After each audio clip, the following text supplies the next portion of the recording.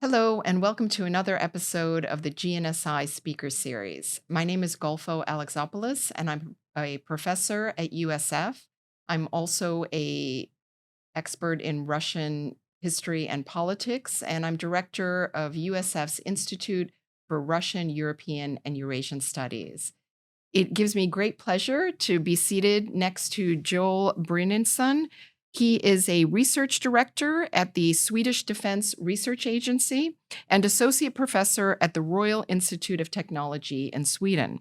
He previously worked as an assistant professor at the Swedish Defense University. His research interests include uncertainty management, information fusion, operations research, game theory, web mining, privacy preserving data mining, and cybersecurity and computer security education. He's the author or co-author of more than 150 papers and reports devoted to these subjects, and his research has been supported by grants from the EU, from the Swedish Armed Forces, and other agencies. Joel, thank you so much for joining us.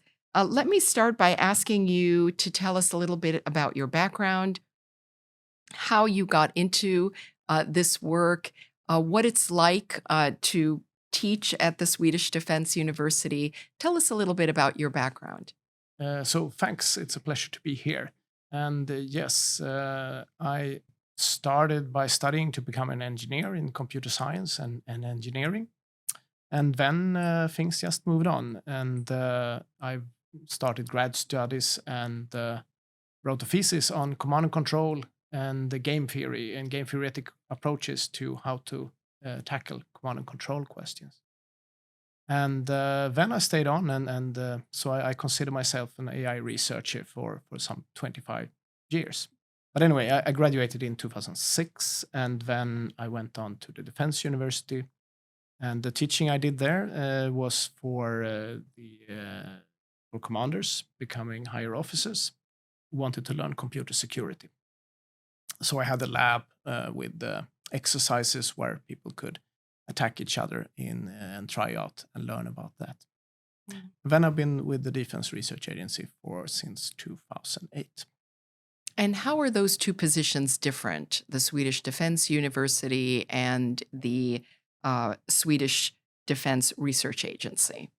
Oh, they are, in a sense, very different. The Defense University is more of an educational institution, part of the ordinary education system in Sweden.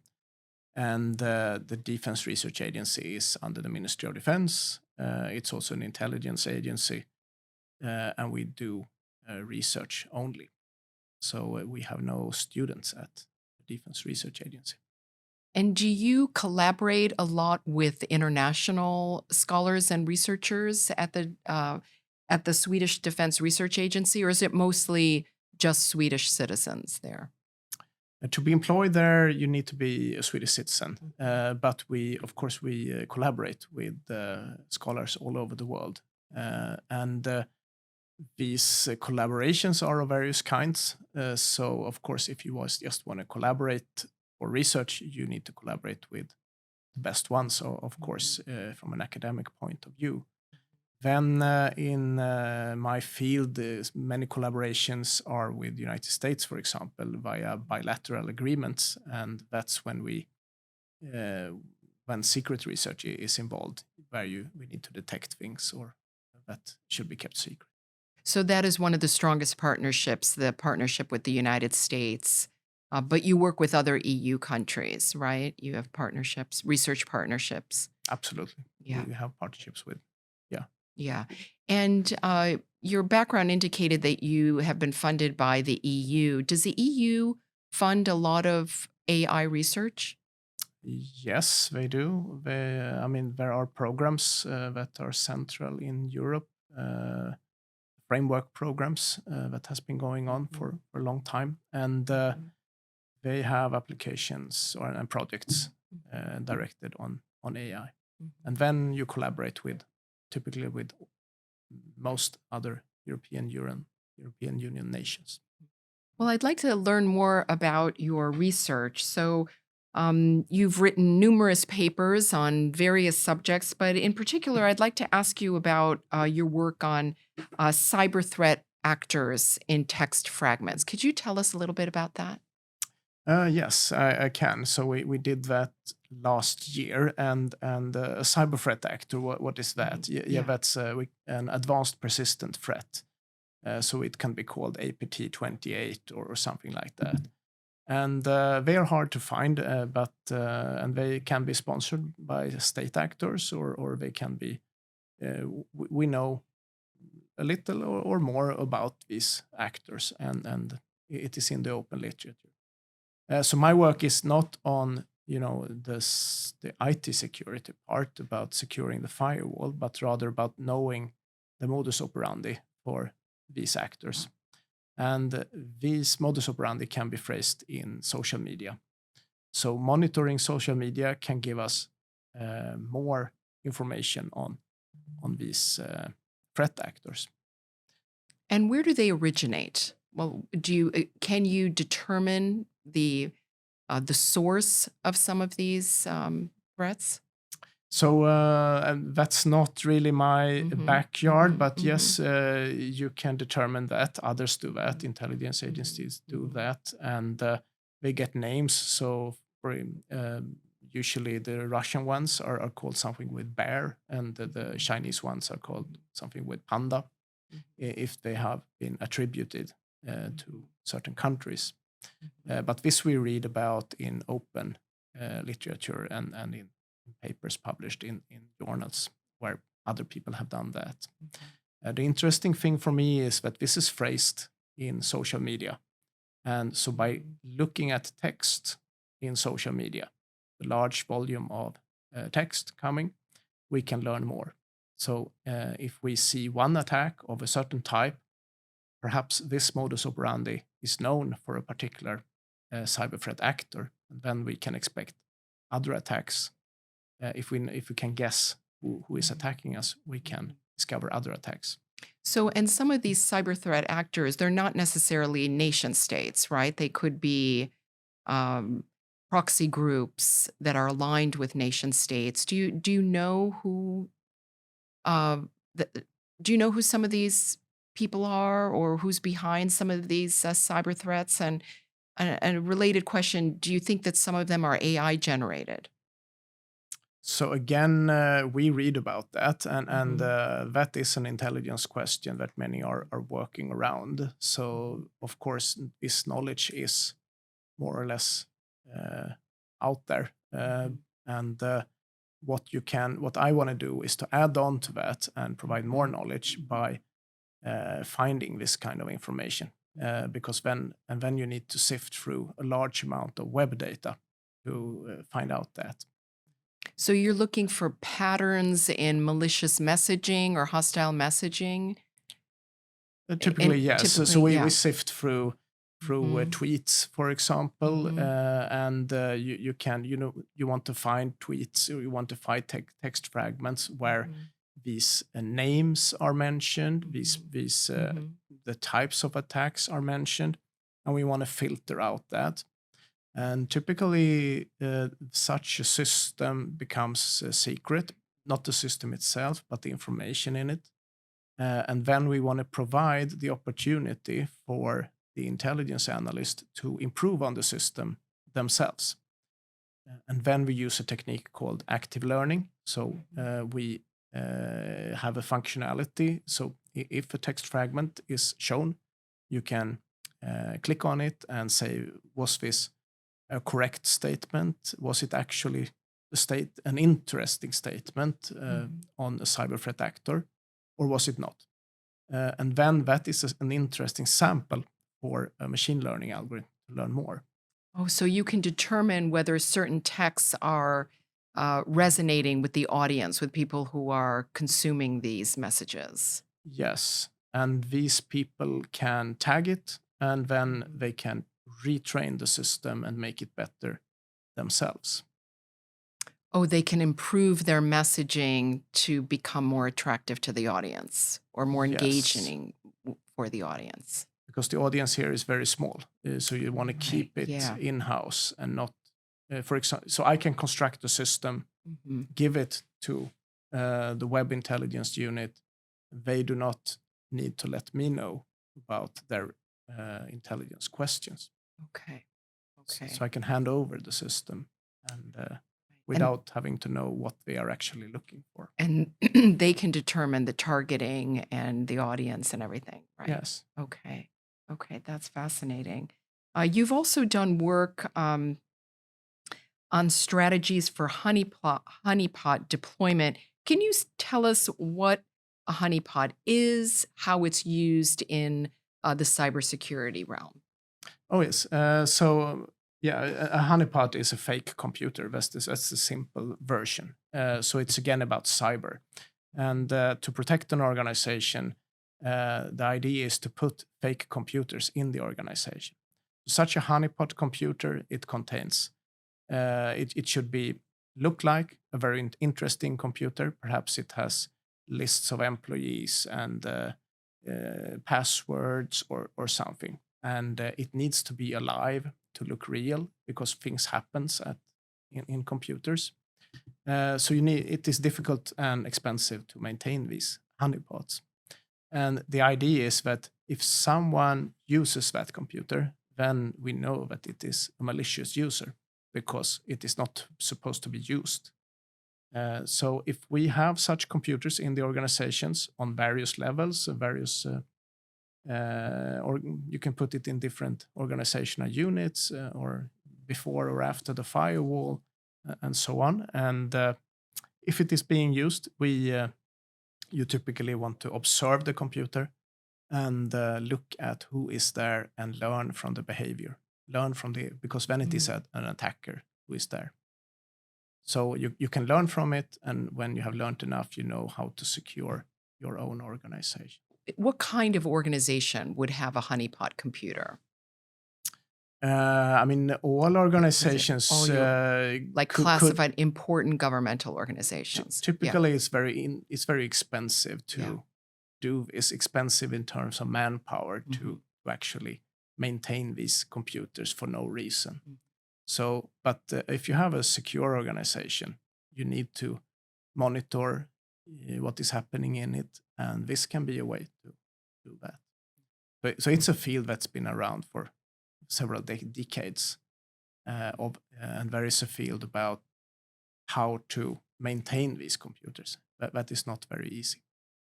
But you think it's a very effective cybersecurity strategy is to maintain these computers, despite the cost? For some organizations, I think it can be used, but it is the research I do is about how to place them rather than their efficacy. Yes. So to place them randomly, that's my research about. So the computers are probably for some organizations they are good to have, but then they need to be placed in a random manner, and then they need to be replaced at certain time intervals so that the attacker, you need to fool the attacker. The attacker shouldn't be able to know where the computer is. So should it be in your office or in my office or with the dean or at some other place? Do you think that there's research going on in Sweden or in Europe on cybersecurity questions that are unique or especially promising? I guess, I'd also like for you to speak to whether or not you think we've made any significant progress in the area of cybersecurity, because we hear a lot about hacks and leaks and all sorts of cyber threats. And it seems that as cybersecurity methods advance, the abilities of malicious actors improve as well. So I wonder if you think we're making progress there, or how you assess kind of the cybersecurity landscape. So we are making progress, and of course, the combination between cybersecurity and intelligent solutions is one field where we've seen some progress the last decade or so, but it is still not considered very much. And to get back to the honeypot ID, you can use, I mean, it is an AI question of where to place it and how to, you have this game theoretic situation where the attacker tries to outsmart you and you try to outsmart the attacker, and the same, so regarding placement. And so you need to, your random solution needs to be smarter than your opponent's solution. And the same goes for many other cybersecurity phenomenon, like viruses, for example, and whether to mutate these viruses to have them become undistinguishable. And these matters need to be looked more into, and we will see. Yeah. It used to be the case with anomaly detection, where you wanted to detect anomalies in the system, but after a while, everything is an anomaly, so it is not very easy to detect anymore. So you need to move away from anomaly detection, really, and try to come up with other ways of detecting attackers. Try to anticipate these attacks in some way. Yes. Yeah. Can you tell us about your future research? What projects do you have planned? So I have many plans. Mhm. One plan, perhaps. So, for example, we are looking into using large language models for various things. And one thing that is coming with large language models, a large language model is how to generate text like ChatGPT. But you can also generate code.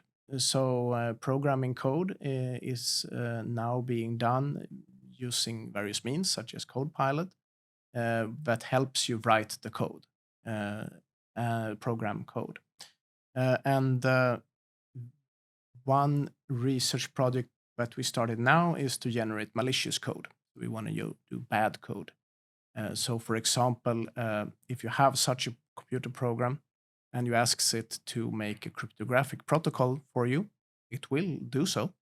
But then, if we do not know so much about the large language model, perhaps it generates a bad cryptographic protocol. For example, in cryptography, the seed could have too few bits, so you can brute force the system. That would be a bad thing. So we want to try to do that evil stuff, and then, of course, to know about how to do that evil stuff and how to detect it.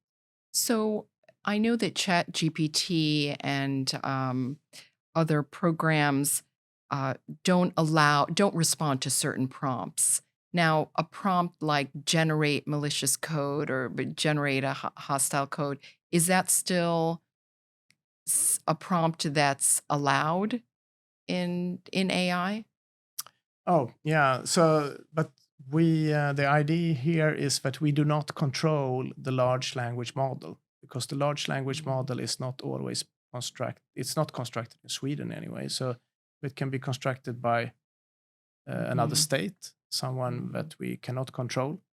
Then perhaps they have put in these malicious things in the large language model. That's the opposite of not responding to certain prompts. We're afraid of it actually, adding, perhaps it adds to the prompt without letting us know. That is what we're afraid of. Wow. Thank you. Let me move to a question about how, since we're talking about hostile states, how do hostile states use generative AI for malicious purposes? What are the most frequent types of threats right now that involve malicious states using AI? This is the only I know what the openly available intelligence reporting says to me, and this is I recently read what came out in this last September, from your intelligence agencies here in the United States, where they attributed many attacks to other states. But then we can only guess how much is out there. Right, because they can't, but certainly they can't disclose everything, and they're only disclosing a piece. Right. Yeah, but I think that's a trend we see Yeah. with strategic communication with intelligence agencies, more openly, strategically communicating about things to make people aware of what is happening. Do you think we're particularly vulnerable as open societies? Because what's come out in the conference from you and um, many of your colleagues from Finland as well. So at the conference, representatives from Sweden and Finland talked with pride about the openness of their society and how it's just in their DNA that there would be openness and people would not, certain tools would not be banned, TikTok would not be banned, and so on. But many have argued that this makes democracies particularly vulnerable. Um, how do we maintain our freedoms and yet also protect ourselves as technologies that can be used in malicious ways seem to be, getting better and better and more available? Yes, and I think we are proud of that, and that we think that it is the way to go, to not ban apps and other programs and so on. So we're proud of that, and I think it's the way. I'm proud of that.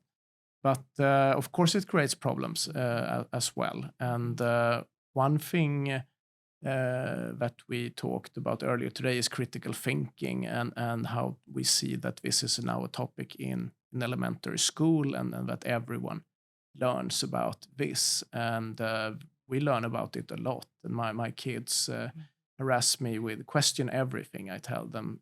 So I think that's a way to come to grips with that, to teach about critical thinking.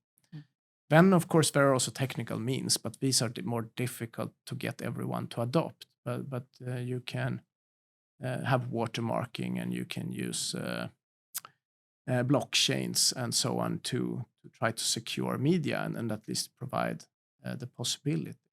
But these will not be used by everyone. So critical thinking would be my answer to that. Right. So really, it's better education, media literacy, and so on. Yeah. Yes. Yes. And then the open society, I think that's a protection in itself, that everything can be checked, and just knowing that you can check everything and ask for all public records and so on. That's also a protection. Fascinating. So I also want to ask you a question for students. You spoke to some students today, and hopefully some will be watching this series as well. What advice do you have for students who are entering an AI-powered workforce? Because the workforce of tomorrow is going to look different from the workforce that I entered. How should they prepare themselves? What advice do you have for them? Should they be afraid that the workforce of the future will involve many fewer jobs? What's your impression of the workplace of the future, and how do you think we should best prepare students for that new workplace? Yeah, I mean, that's a really good question. And again, you need to, my advice would be to look into that and go down to the very bottom and think about the skills and the abilities that cannot be automated and that still needs a human to be there. And we have actually done some research work on that, looking into cybersecurity roles and cybersecurity work and what can be automated there. And if you look at the skills and abilities, for example, configuring a firewall or managing a database or writing a totally new creative program, and these kinds of skills are different in what they require from the human. And then you can go bottom up to your job and anticipate whether it will be automated or not, at least from the view of whether it's possible or not to automate the job. So the database administrator can probably be automated to a large extent, but you can guess that the legal advisor will be there even in the future. So some of those distinctly human skills that you think computers will never get very good at are what, for example? This critical thinking, creativity, piecing together. The fact, so there are journals covering this, and the research we did was we found the cybersecurity work is just an example. You can think of other work, other parts of the working force as well. The cybersecurity part is governed. In the US NIST has made a cybersecurity workforce framework. So they listed all the skills and the abilities that are necessary to have within this workforce. So then we classified this in terms of creativity, social interaction, physical work, and statistical data. Meaning that we looked into other literature and we stipulated a bit on our own, and creativity can be hard to automate. Solutions that require a new creative thought that hasn't been thought before, perhaps that is difficult to automate. It turns out not to be so hard to automate. And then social interaction, that can also be hard to automate, you can imagine. Right. But again, perhaps it can be automated because today we can be fooled, at least online, by thinking that someone exists in another country and go there, and then this person does not exist. So social interaction can perhaps also be. Physical work is usually also something you think of, putting in a cable and these things can be hard to automate, perhaps.